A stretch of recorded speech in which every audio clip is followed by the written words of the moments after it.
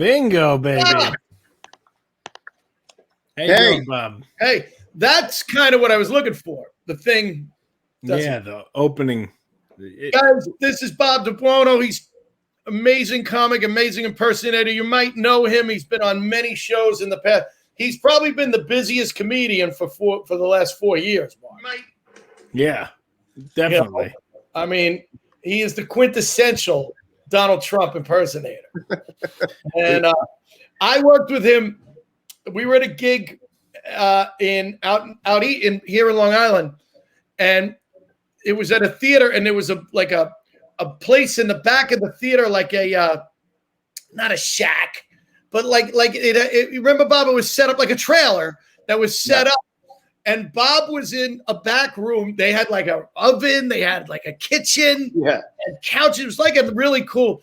And then there was a back room, and the door was shut. And I'm like, what? And I could hear I go, what's going on? And I open the door, and Bob is in his underwear.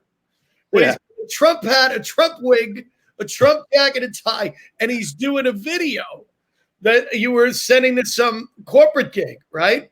It was actually ready for this, and I didn't get paid for it. I did it as a favor for Caroline's Comedy Club. It was a video for CNN's Jeff Zucker. That's right.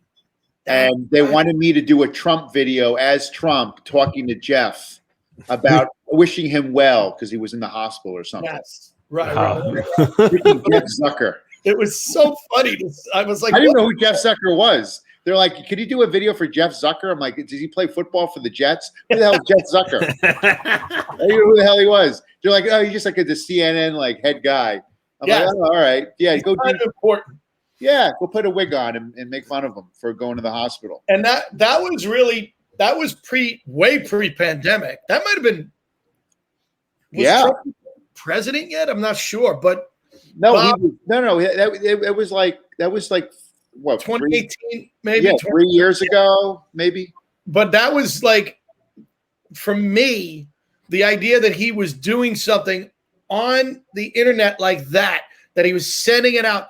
It like blew me away. And now, like, I can't, that's what everybody does. You know what I mean? Like, me back then, I'm like, oh my God, what an interesting concept of trying, and how hard it must be with no audience. And now for the past year and a half, it's pretty much been with no audience. Just so it's terrible. It's fucking awful. Yeah. How are you doing? I'm all right. You know, I wear my mask. I don't know. Like I'm OCD. So when this whole thing happened with the lockdown, you were in trouble, man. I was a wreck. Yeah. I'm serious. Like I'm not one of these germaphobes, but like when it happened, like I was just so worried because I was doing private events for like Hasidic Jews. Mm-hmm. They don't care. They'll come up, they'll kiss you on the lips. They don't care if they have it. They'll even tell you they have it, then kiss you. They don't care. So I'm like, oh my God, I'm like doing these events as Trump, and they're running up to me and grabbing me and coughing. And so I'd wear a mask. I mean, I'll wear a condom. I'll wear everything. I'm protected, headgear. I didn't even have a mask at the time. So I was wearing, you ever like forget a mask and you just grab whatever's in your car because you got to go to the grocery store. So I had like a pillowcase around my face. I literally walked in like this one, just like this. They thought you were pushing the My Pillow guy. Yeah, I did this once. I went to 7-Eleven. I didn't have the mask. I couldn't find anything. I left it at home. I went in like this. I mean, you look like a moron. Like my girlfriend's got the Calvin Klein fancy stuff, you know, and I have like a comforter, around my head. But I will always wear the mask. I'm going to continue to wear it even after the vaccination because my teeth are yellow.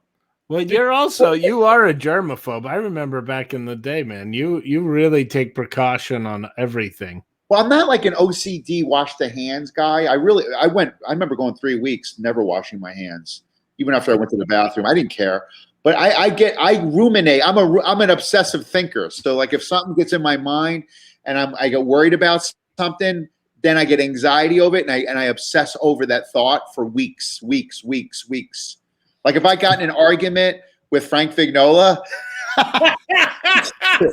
I would probably go home and obsess over. I'd replay that argument over and over and over and over again. And each time I replay it, of course, I win the argument because I got to be with the new zinger. And then right? and then you would tell with it a new backstage. zinger every time. Right. Yeah. And then you would tell it backstage before the show. Right. Yeah. It's so obsessed with it. But my girlfriend started staying with me, and now like she was been kind of living with me, and now I had to have the talk with her the other night, and I was like, listen, Janet, we got to really slow things down. She didn't like that. Her name's Denise. But I go, whatever the fuck it is. I go, listen, we got to, like, the lockdown's over. You can go home now. Like, you don't need to live here with me now. You know what I mean? Like that, a lockdown means you're locked down. Now it's not locked down anymore. So you can now go back and go home. You don't have to be here all the time. I don't need this shit. Yeah. I said that to Mark. He just keeps showing up. I keep coming back. Yeah. Richie's. But no, it was tough. It was tough during that. And I kept getting really worried I kept thinking I had it because I didn't collect a penny of unemployment. I didn't have regular gigs. The city was shut down, but I was still getting a lot of private events around the country. Like I did the Georgia Boat Parade.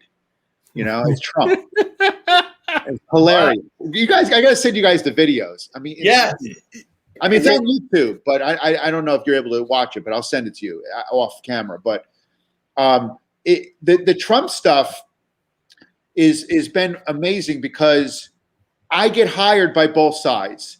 So I always play Trump down the middle. Why? And the reason for that is because I'm not a political comic. I've never been a political comic. No, I know. When I started people were like when I wanted to get on get an audition for SNL, which it's hilarious that even at my age I'm still like trying to get an SNL audition, which is but that goes to show how dumb the business is. I auditioned for Mad TV when I was 32. I just started doing I was doing stand up maybe 2 years, and I had all the goods, but I wasn't polished. And I also wasn't seasoned. I didn't have the stage confidence. So I remember like the audition. I'm in a room with Nicole Garcia of Mad TV. She's sitting there in front of me with a camera guy 3 feet away, and they're like, "Okay, go, be funny."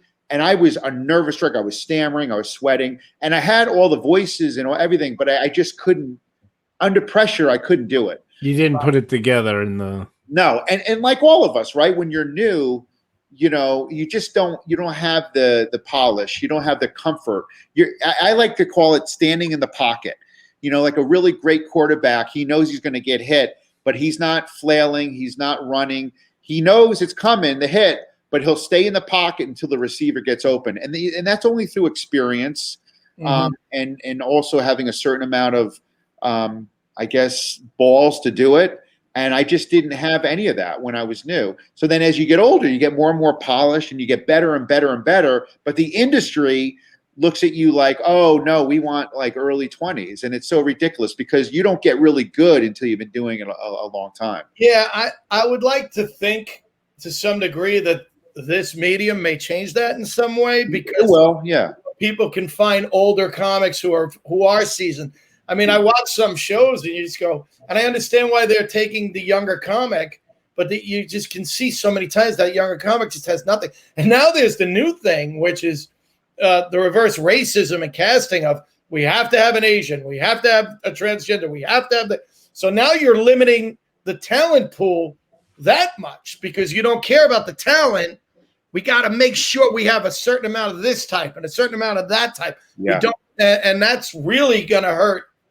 Yeah.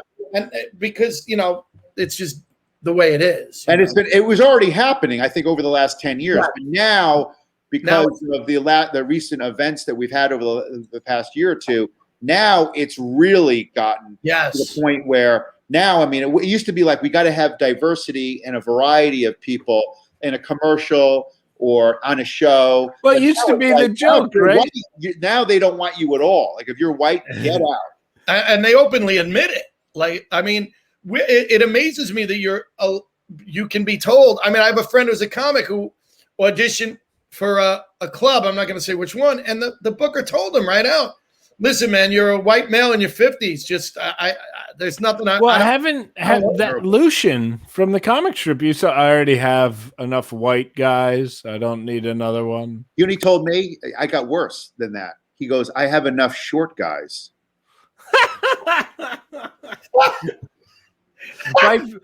The worst one I ever got was Delilah at the Laugh Lounge told me, we already have an Italian guy. We have Adam Ferrara. If I need an Italian guy, I'll get Adam Ferrara. I'm like, he's from Long Island. I'm from the Midwest. We're completely different. I don't talk about being Italian. Right. That's like racism right there. Like, you're going to judge me by my name. Like, I'm not an Italian comic. I'm just a guy who happens to be Italian. That's it. I'm not even Italian. I'm American. I was born here. Right. It's gotten to the point now, if you're white, you have to feel bad about it. No, absolutely. And you absolutely have to, and you absolutely will not work. I mean, I watch porn. They're taking a lot of these white women out of the porn, you know. You can't find any white women anymore. I look lately, there's no white women.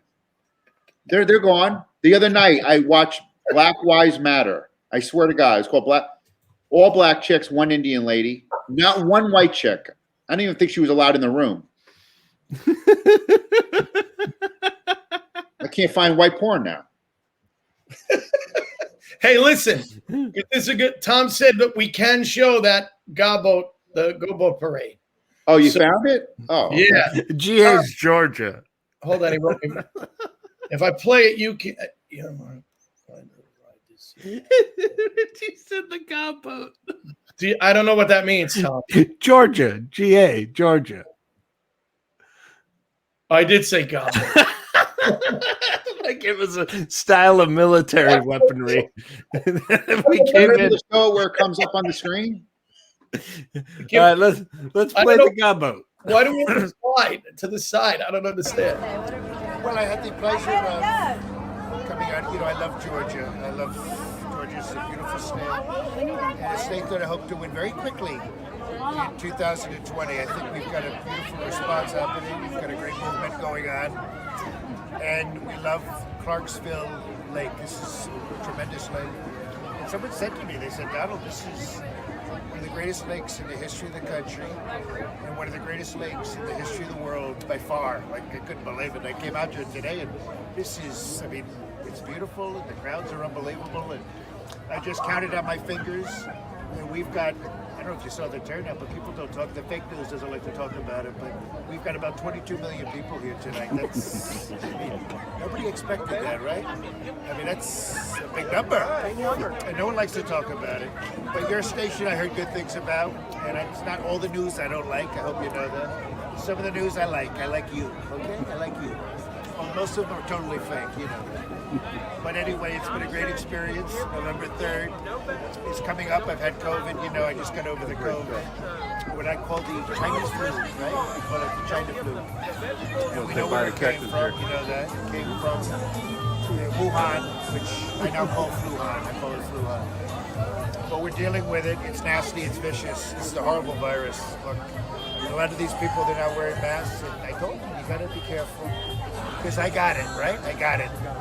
And it's a vicious, vicious disease. It's invisible. I call it the invisible enemy. And you can't see it. And if you could see it, you would look like Nancy Pelosi. Dude, you have it down so damn good. But you've always been, where did this even start? How did you get into doing characters and the impressions? Because you nail everybody. Oh, man. Thanks. Thank you. Yeah, I think like a lot of us, you start when you're young, and you know when I was by myself and I was a kid, I used to just start. I had such a desire for attention. I think a lot of comics, we all have this in common. You know, the need of self-belonging, the need of validation, so it started early. It always started in school for me. You know, doing impressions of the teacher behind their back, and then you start getting confidence. Or people are like, "Oh my God, I can't believe you do Mr. Travers! Oh, it's so hilarious!" And then it starts there. And then when I was by myself, I was just always. I guess TV had a lot to do with it, and movies, and I just started playing around with the voices, and I would do stuff to make myself laugh. But my comedy for me was always a defense mechanism. because when I was in school, I was just like all kids. I wanted to fit in, and comedy was my defense mechanism of getting attention, getting people to like me, getting people to be to accept me. And it was really a lot of, because when I was sad or depressed, I would use the comedy to deflect it and just try to get people to love me. Isn't that kind of like how we all do why we do what we do, you know? Yeah. And it's so you're doing impressions of the teachers, and then you move. Did you start acting first, or were you? I did comedy when I was 16 for like the first time in my life at a church variety show. And I remember like when I was young, and I used to like watch Gary Shandling and John Biner and all these guys on TV doing comedy, and David Brenner and Gary Shandling. I knew his whole act, from beginning and end of the album. And I would just go around and do Gary Shandling jokes. And I was like, I'm going to do it. I guess I was fearless. I was 16. I'm like, I kind of had the wherewithal to go, I'm 16. Like, if I perform and do stand-up on the variety show, like, if I don't do well, like, who cares? Like, I'm only 16. What do they expect? So I wrote all these jokes about my dad. And I go on the variety show. And then I had the tape. The variety show is hilarious because no one has talent. Nobody. None of us, including none of us had talent. I followed a woman that went up in like this like puritanical dress, like playing a flute. I mean, it's a local town variety show. Another guy went up with like a tambourine, and he just did,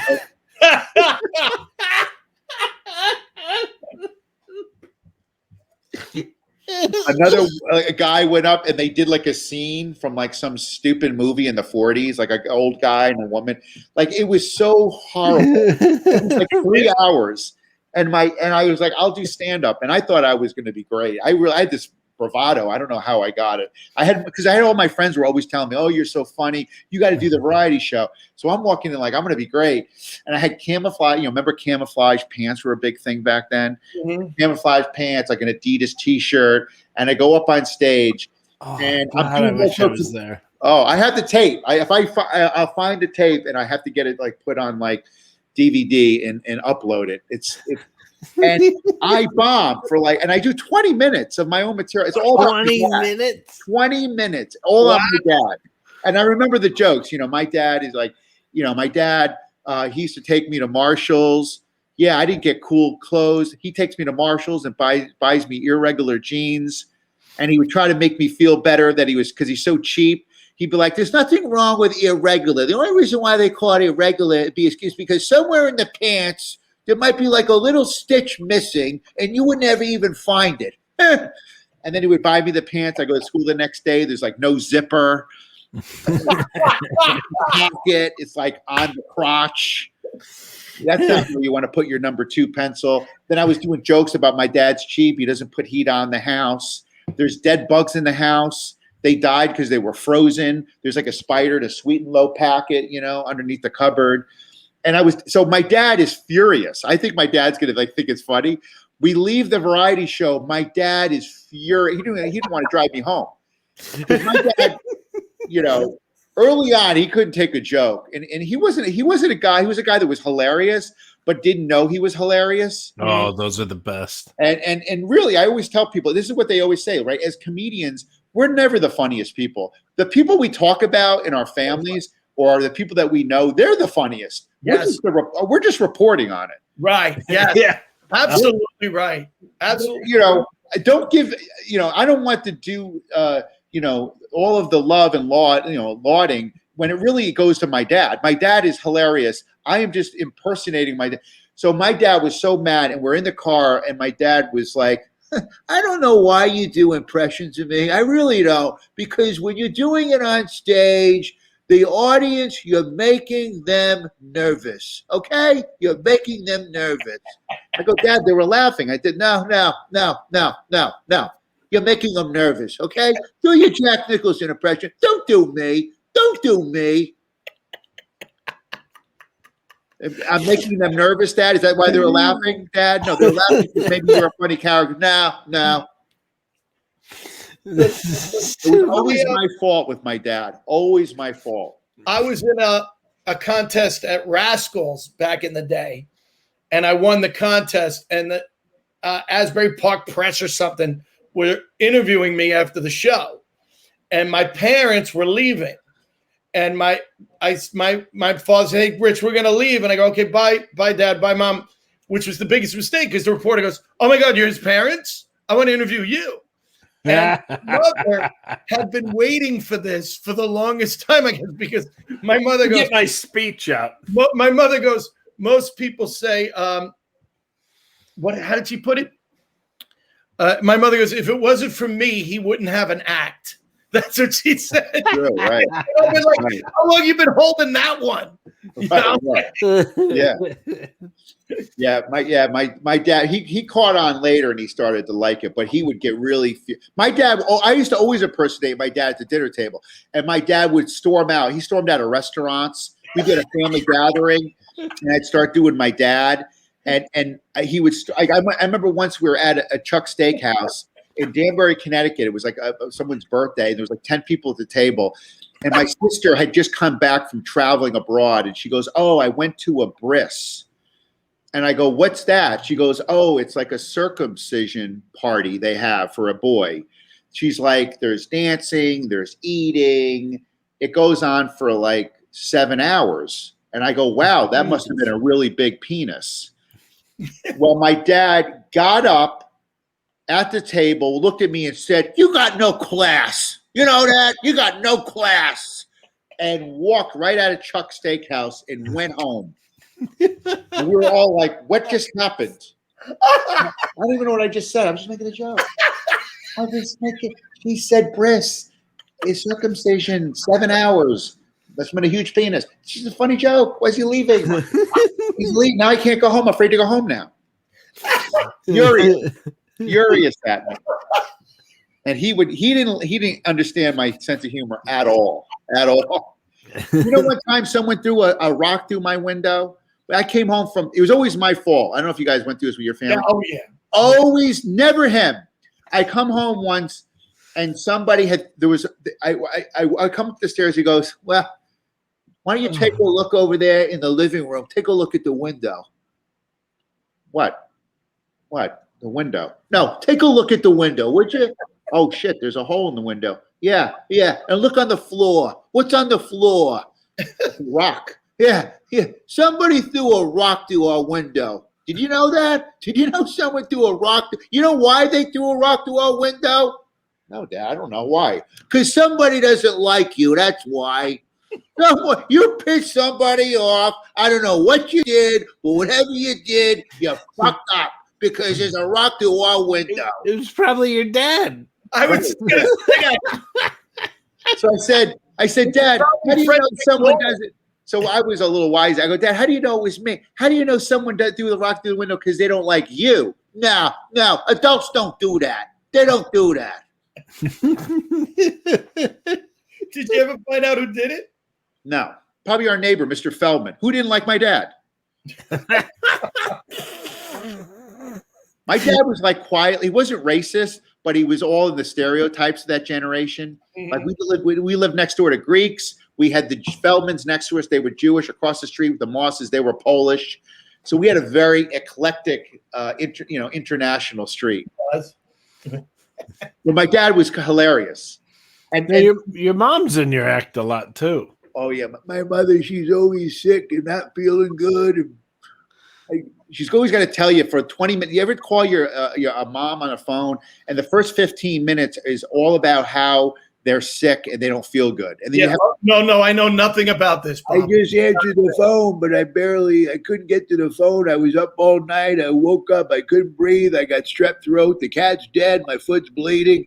There's stuff coming. There's bile coming out of my butt. I don't know what's going on. I could barely. My hair was on fire. My eyelids are stuck together. And I don't know what's going on. I gotta go. I think I have to go to the doctor. Bob, the next 15 minutes are about everybody else's who's fucked up.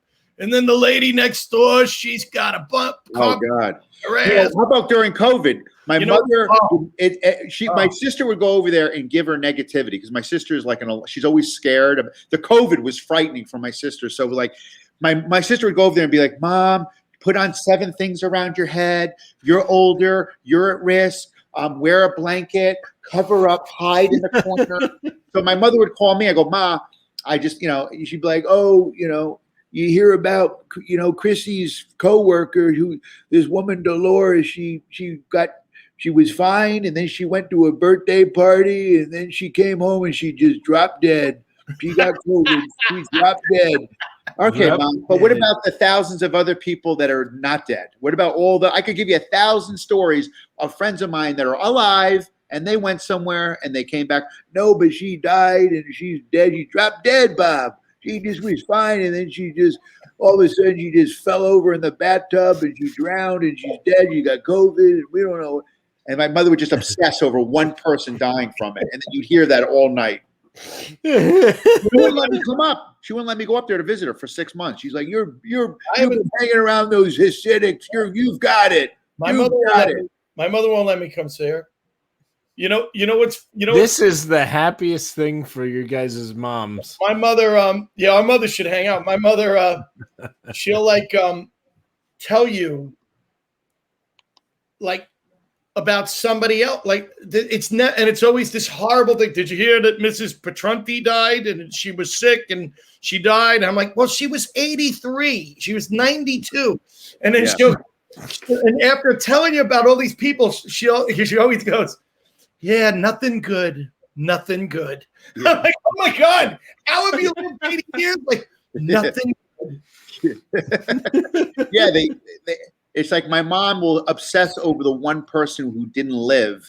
And now it's like, oh, it's horrible. This is bad. We're red up here. The numbers are going up. They're going up in Melrose, Massachusetts. You can't come up here. They won't even let you in. The police will arrest you. They'll arrest you if you come here. Mom, they're not going to arrest you. The SWAT team will come out if they know you have COVID-19 and 20. Mom, it's not COVID-20. It's 19. COVID-19. You've got 20 and 21. You've been hanging out with the Jews. COVID-19 and 20. Okay. I haven't even come out with that yet, and I've got COVID-20. Okay. You're sick. You're sick. I saw some pictures of you. You don't even look. You've got jaundice. You've got jaundice. You've got it right now. I can't even talk to you on the phone. Now, I started working at Stand Up New York, and I would answer phones in the basement. I come downstairs. Bob's down there, sitting across the desk from Jody Wasserman. Fighting with it, probably. 99% of the time. Bill Michaels is behind her. Oh, God. And remember, Marty, the rock and rollers, behind me. Rich Brooks and Nick are in the office. Hey, buddy, how are you? Carrie's in his office, and I just sit here and watch Bob do impressions of everybody in the room. The day used to fly by. Remember Rich Brooks? How are you, sir?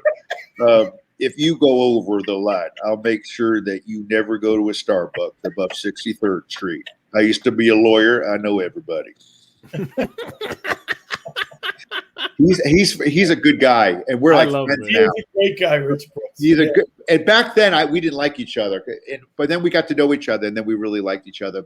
But he was a guy. He was funny because he was a guy that he used to be a lawyer, and he'd always threaten you with things that had nothing to do with comedy.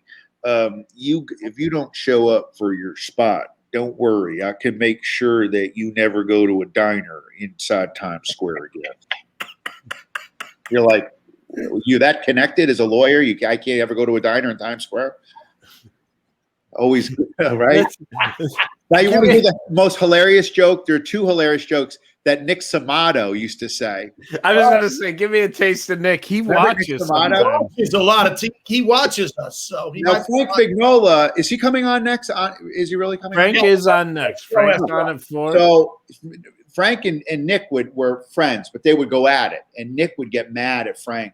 And Nick was a big, imposing gay man with red hair. He looks like he could be like a giant circus clown. Like, he's just hilarious. Everything about him. And he was a sweetheart. But when he got mad at you, he would just go right for the jugular. I mean, there was no bitches. So I came downstairs one night, and him and Frank Vignola were in an argument. He said, He said, this is all I heard when I walked in the room. Frank, if you haven't made it by now, there's a good chance you're not going to make it. You're 67 years old.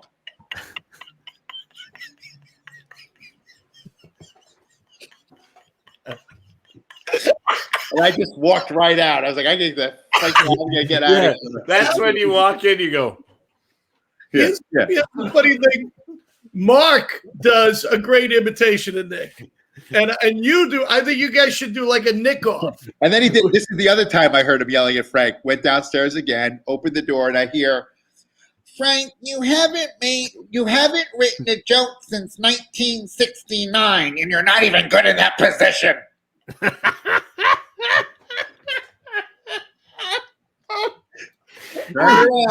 Ran back out again.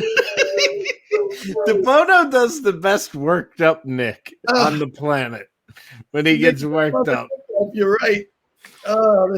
Sit there, Nick, and very calmly just say, but I really don't understand because your career is horrible. So I don't know why you're even continuing to do it. Why don't you just work it like a blimpie? Like he would just say horrible things right to your face. And then you got Jodie Wasserman walking around like Ralph Cramden.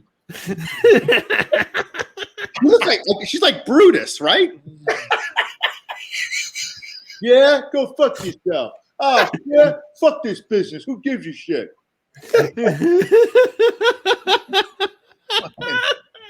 Jodie, what is inside you? Is it carbohydrates or anger? What are you carrying around with that?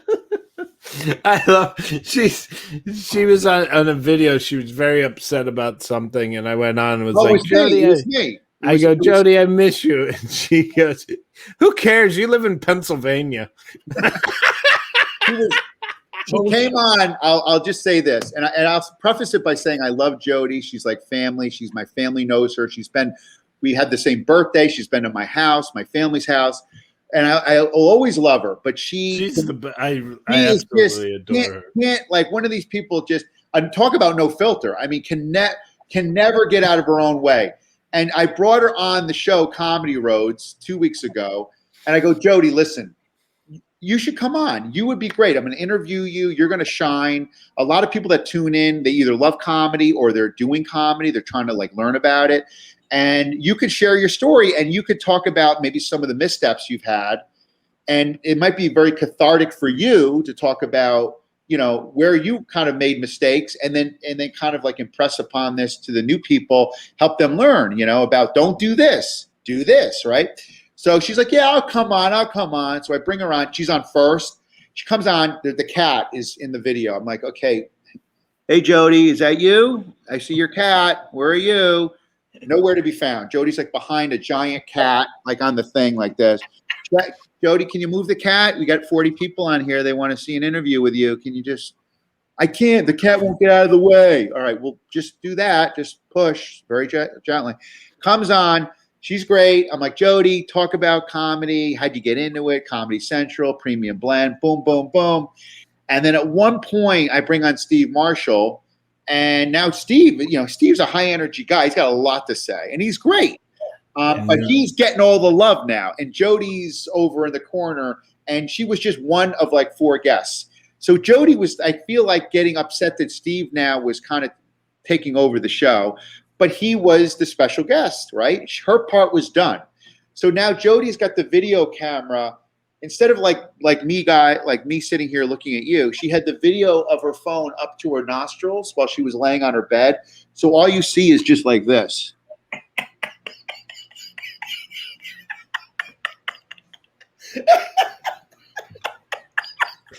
This is like Richie, first year of doing the podcast. So you see this for like 20 minutes. Just her nose. So some kid, a new comic, puts in the chat. He writes in the chat, oh my God, I've seen Jodie's nostrils more than I've seen my own dick. Jodie reads it, goes totally apeshit on the guy on the Zoom. We're on a live Zoom. Oh, who the fuck you? Who do you think you are? I'm a professional. You're not. You're an open micer. Who the hell are you? Now, meanwhile, this kid's like, he's just trying to be funny. He thought she was trying to be funny because she's like this. Oh my God. So she's like, you're a piece, you're going off on him. So I'm like, Jody, calm down. I'm trying to like calm her down. Jody, it's just fun. I don't think you meant it in a bad way. So then this girl gets on, another girl gets on, and she starts screaming at her. What do you know about comedy? You know, all these guys in here, all these guys, it's a men's club. It's always about men. Women get nothing. She started, you couldn't stop the train now. It's just like going, all you guys, you think you don't care about women. Women, you want to shut us down. You want to shut everyone up. Fuck men. Fuck. I had to throw her out of the room. I threw her out of the room on a Zoom. I've never done that in my life. I didn't know I could do it. I had to throw her out of the room on a Zoom. I kept muting her, and I didn't know you could unmute. She kept unmuting herself. So she was like, and another thing, stupid ass. Oh, yeah. Okay. And then I'm like, I had to throw her out of the room, and then she went live on Facebook and then started shitting on our show. I didn't even know that was you guys. She was just she was so upset. Oh, it's so funny. Oh, I would have. Jody, she was in the hospital. You know that, right? Yeah. She had an infection. They found an old set list in her vagina. And it was horrible. And worse, the jokes didn't work. No, she almost died. She was in bad shape, right? Yeah, sadly. And I'm upset about it because she's okay now, though, she was in a coma. And then they had a GoFundMe. God. Danny set up a GoFundMe. Danny, Danny Cohen. Cohen. Hey, it's Danny. How are you? It's Danny. Jody, she's absolutely nuts. She's nuts. Absolutely nuts. So we just got a GoFundMe, and I, we all sent money in. And then Jody then comes out of the coma. And a couple of weeks ago, I go, Jody, where's my $200? She goes, what do you mean? I go, what do I mean? You survived. You lived. I thought you were like going to die, and that was like, funeral or, you know what I mean?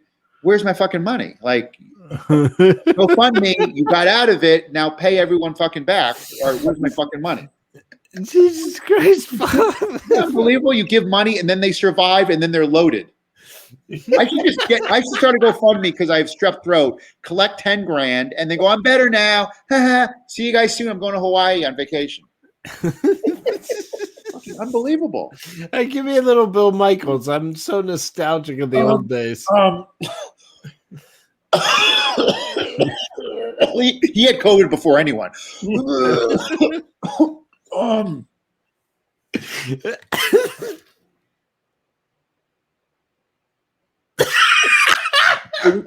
was always a look of not always confusion. All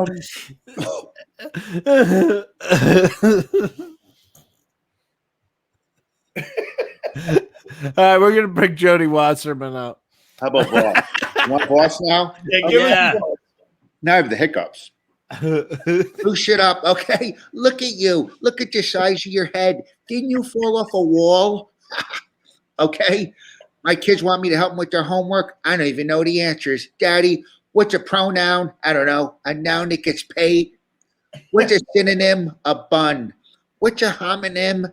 A gay nym. A lot of these impressions, I haven't done them in so long, I actually feel rusty. I haven't done Bill Michaels. I haven't done Boston for a long time. Really? Okay. I love your voice. So, yeah. Bonnie goes, Bob, I when you do the impression of Voss, I can't even, when he's yelling at me and we're in an argument, I don't even see my husband anymore. I see you impersonating him. So I just start laughing at him. Yeah, I don't think he likes when I do them because everyone just loves me doing it and then it just makes fun of him.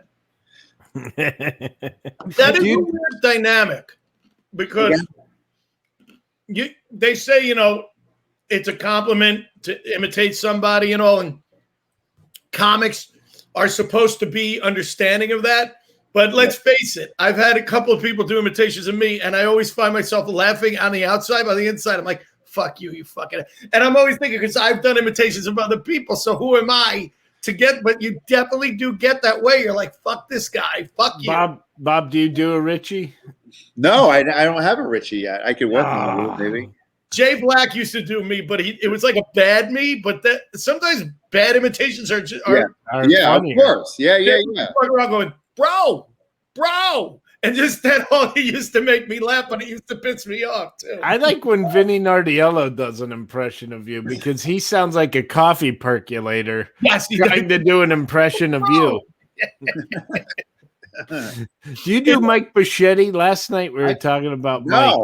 I miss Mike. Yeah, where is he? He's around. He's doing all right. He's in Staten Island. He writes me every once in a while. He'll send me a Facebook message that's like this long, and there's no punctuation, no capitals, and it just goes on. Hello, Rich. It's Mike Bichetti. I want to make sure you're doing okay. I'm available if you want me to open for you. But I'm like you. The words are all together, so you have to kind of decipher them. Figure. There's certain comedians that their voice, it lends itself to an impression that, like Norm Macdonald. I used to love Norma. Hey, it's Norm, man, you realize your face turns into him. Yeah, we got kind of like, yeah. So you ever lied to someone for no reason? There, you're like, yeah, I saw that movie there, and then in the back of your mind, you're thinking, man, I never saw that movie, man. Man, I nothing to gain by that lie there. Man, oh man, what happened there? Right? It has like a certain voice that, it's just like a distinct voice that if you do it, you're like, oh, I like that voice. It's unique. Now, how did Trump come about? Was it something you knew you could do? No. Or did? So I was going to be. I was like, oh, I want to, send an audition thing into SNL. I never had submitted ever for SNL ever. And I was just like, I have a skill set that I think is relatively unique. And I'm like, hey, I'll send it. I'll send it in. I'll put together a tape of all these voices. You really do have the hiccups, don't you? I can't believe it. I really have the hiccups. As soon as I start making fun of Jody, I get the hiccups. I swear, it's on purpose. She put a needle in a doll. It's like I'm getting like agita. So, and I also have a lot of gas, so I know it's Jody. I was like, let me put together a thing. So people were like, you got Trump down yet? You got Trump? And I was like, no. I was going on Sirius Radio, and people were like, you got to get Trump down. And I was like, oh, he's very hot right now. He hadn't run yet. He was running, but he didn't win. And then I started doing Trump, and it took me 4 months to get it down. Wow. And then one night, I always tell people when you do an impression, you kind of have it. You got it when you play the impression back and you don't hear yourself anymore. Because usually with impression, you can hear it. You could, many times you'll hear the person's voice still in the impression. But at one point, I didn't hear me anymore, and I only heard him. And that's when I knew I had something. And then I pitched it to Rory Albanese, who was the showrunner. It's the worst, getting hiccups on a Zoom. The showrunner at Comedy Nightly Show, Comedy Central. He used to see me and love the Voss. And he go, Rory, I just got Trump down. I got to send it to you.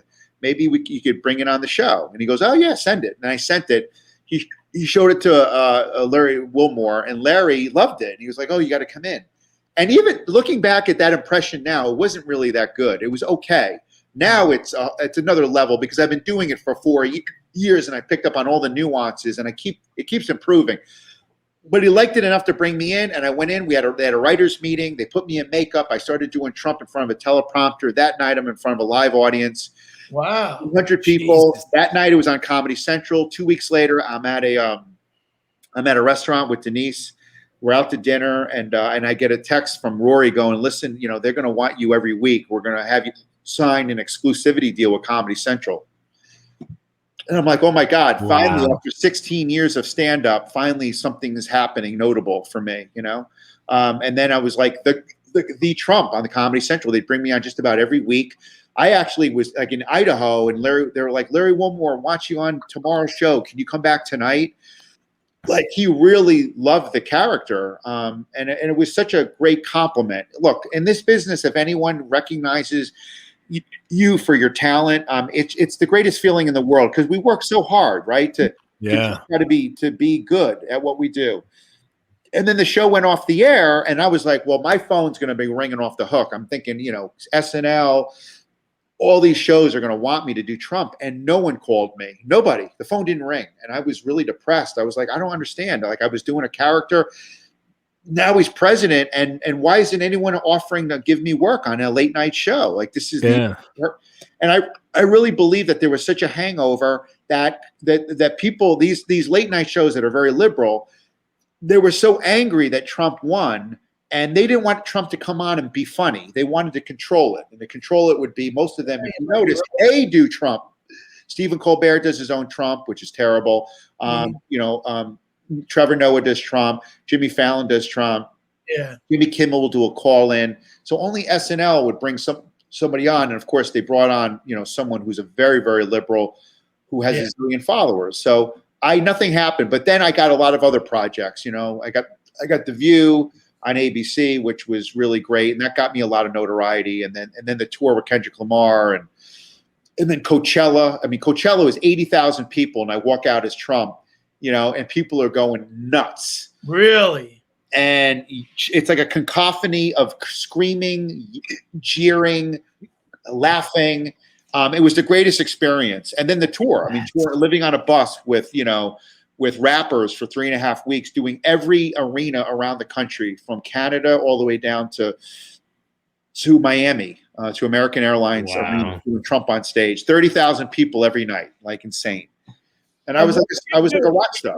When you were on tour with like Kendrick or whatever, what would you come out first? Would they bring you out during the show? How did it work? It was Kendrick Lamar's tour, and it was the YG was the opener, and YG is a very, very big rapper. He started out in LA.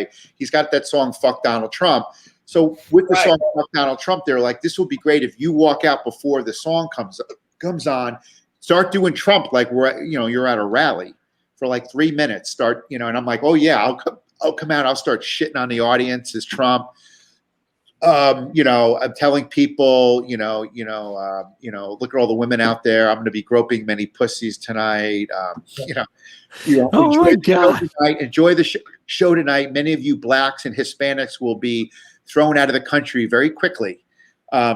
All this stuff. I was the heel. Oh my God, were they just going ape shit? Ape shit. I mean, it was like a WWE. I'm the heel, and they know when they see Trump come out that "Fuck Donald Trump" is coming.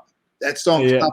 So as soon as it come out, then YG would run out and literally chase me off the stage and then break in. It's on YouTube. If they looked it up, they could just type in YG FDT, "Fuck Donald Trump," and then put in like Day Night Festival, because that was one of the last shows we did. It was called the Day Night Festival. So wait, Vicky said, were you ever worried that something would happen to you? Yeah, I was. When I lived on the bus, we had 6 buses. Kendrick Lamar had 4, YG had 2. YG was on the other bus, and a lot of his buddies from Compton, they're all Bloods, gang members, were on our bus. There was like 4 or 5 of them, 2 strippers, me, and 2 white guys that looked like they were broken, like they were roadies, or just like they would walk around. They looked like they were just very quiet. They didn't like, so no one talked to me for 3.5 weeks. Hardly anybody talked to me, because even when I was out of makeup, they'd be like, "Yo, fuck Trump, fuck Trump. Yo, fuck Donald Trump. Yo, nigga, fuck Donald Trump." I'm like, I'm me. I'm Bob DiBuono. I'm not Trump. Yo, fuck Trump. So even when I wasn't in the makeup, it was fuck Trump. They still saw me as Trump. I'm trying to fit in. I have to live on a bus for 3.5 weeks with people that do not accept me, because not only am I playing Trump, but I'm a white guy. They don't know me, and these guys are very protective of they're all friends, and I'm like an outsider, which I understood, and they don't know my work. And the manager, by the way, it was a white guy. He was a very nice guy, and but they didn't know me, so they didn't. No one said, "Let's go get lunch, let's hang out." So I lived on a bus. All of us. There was like 10 of us living on the bus. If you had to take a shit, you had to tell the bus driver to stop the bus at a rest area so you could go to the bathroom. You couldn't take. I stopped eating because I was so afraid I'd have to take a shit and then ask the bus driver to stop, because I didn't want to piss anyone off on the bus. We're all smoking pot, and you went to bed when they went to bed. I can't be like, shut the fuck up, I got to go to sleep. You all slept in like little cubbies on top of each other, and they're 2 feet away, and you have nothing but like a little, a little curtain. And they would just open your curtain whenever they wanted. It'd be like, yo, where my motherfucking slipper? What do you mean? I don't have it. No, my slipper was just here, motherfucker. Where's my slipper, bro? Where's my motherfucking slipper? Was that you got my motherfucking dude? I definitely don't have your slipper. I don't. If I wanted your slipper, I wouldn't wear it. Wow. I don't want your slipper. So it was like crazy. It was like, and there was like some nights. One night I made a joke in the lot. We were all in the green room. So basically, I would disappear during the day for like 5-6 hours. I'd go to a Starbucks in town, wherever we were. Let's say we're in Sacramento. Go to the Starbucks. I'd get back by 5 o'clock, and you'd have to be down in the green room or whatever by 6 o'clock. The show would start at like 7. YG would come out at 7:30. I would come out at 8. I'd be backstage. I'd come out, do Trump. I'd go off. There'd be a break. I'd go out, and people would want to take photos with me in the arena. And then Kendrick Lamar would come out. And then back in the green room, it was a giant, we're in an arena. So you have you're in a giant locker room where a hockey team would be. And YG would be there with all of his buddies and groupies and girls and everything. And I'm like, one of the only white guys there. And no one's talking to me. Like people were like, oh, if you were single, you could have hooked up with. I'm like, no one would have. First of all, I have a girl, but if I was single, no one would have hooked up with me. I'm white and I'm dressed as Trump. No one's fucking Trump. These are people. These girls are from the hood. I thought the song was "Fuck Donald Trump." It was, but these girls are from the hood. Yeah, it should be right. It should be "Fuck Donald Trump." Fuck him as literally fuck him. I had to tell him it literally means fuck me. It's just fuck me. And it was nuts. But by the end of the tour, so anyway, this is what happened. So this is how I almost got killed. So one night they used to be like, oh, yo, Trump, he like a tranny. Trump he got a wig. Trump got a wig on. Like and so I went over to one guy with the wig on. I was getting dressed with my makeup, and I put my face in his crotch like I was going to pretend to blow him. And you don't make gay jokes to guys. Like the black community in the hood, like you don't make gay jokes. That's like I didn't know that. And I'm thinking, oh, it's funny. I go back that night, and one of them's furious. Yo, motherfucker. His name is, what do they call him? Slim. They call him Slim 400. He's a rapper. You can look him up. He got shot 9 times 2 years ago. Slim 400. And he survived. And he was funny as fuck.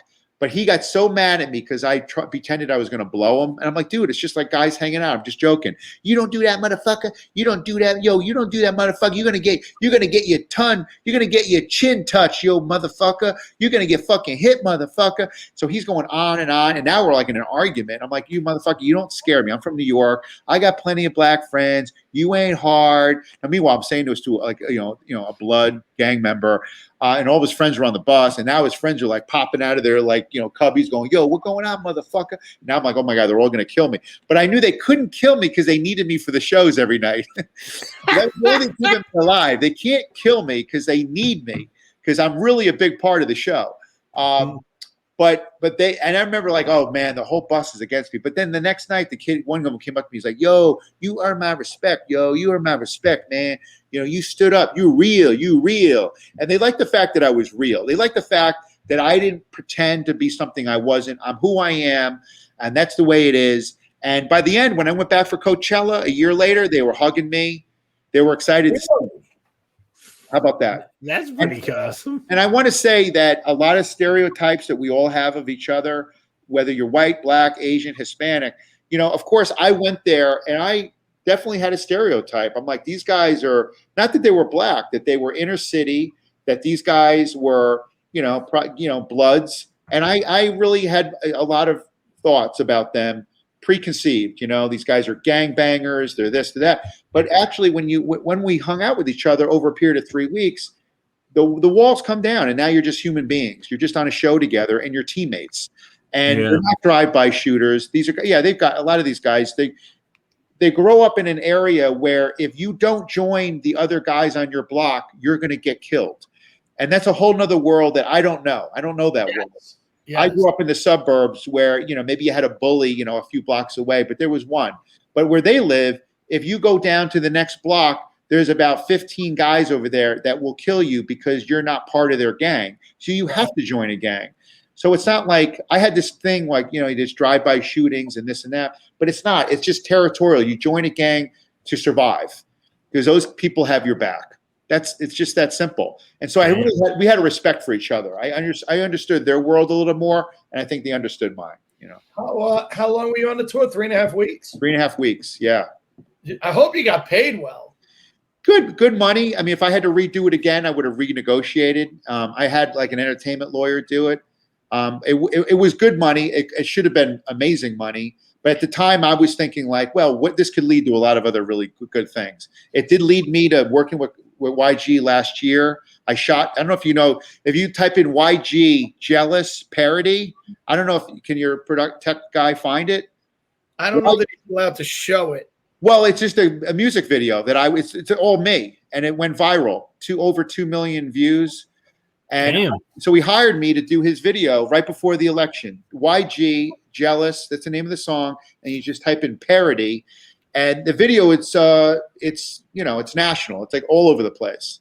So he put me back to do the video, and the whole video was me. So that was how flattering is that someone trusts me enough that he thinks I'm so good at doing Donald Trump that he made a whole video, and it's just me in the video. There you are.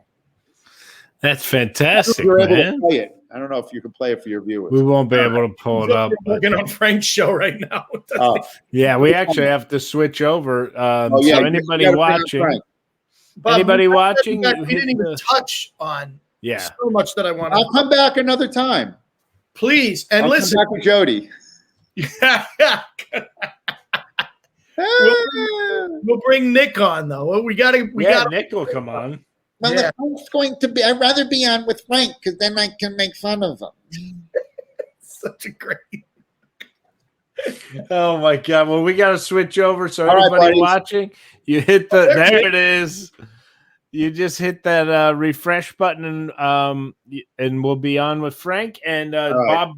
Don't sign out. But hang on, Bob. We'll talk to you backstage. We didn't even get to the joke, but we didn't do either. All right, I'll stay on for a minute. That was Drinks, Jokes, and Storytelling.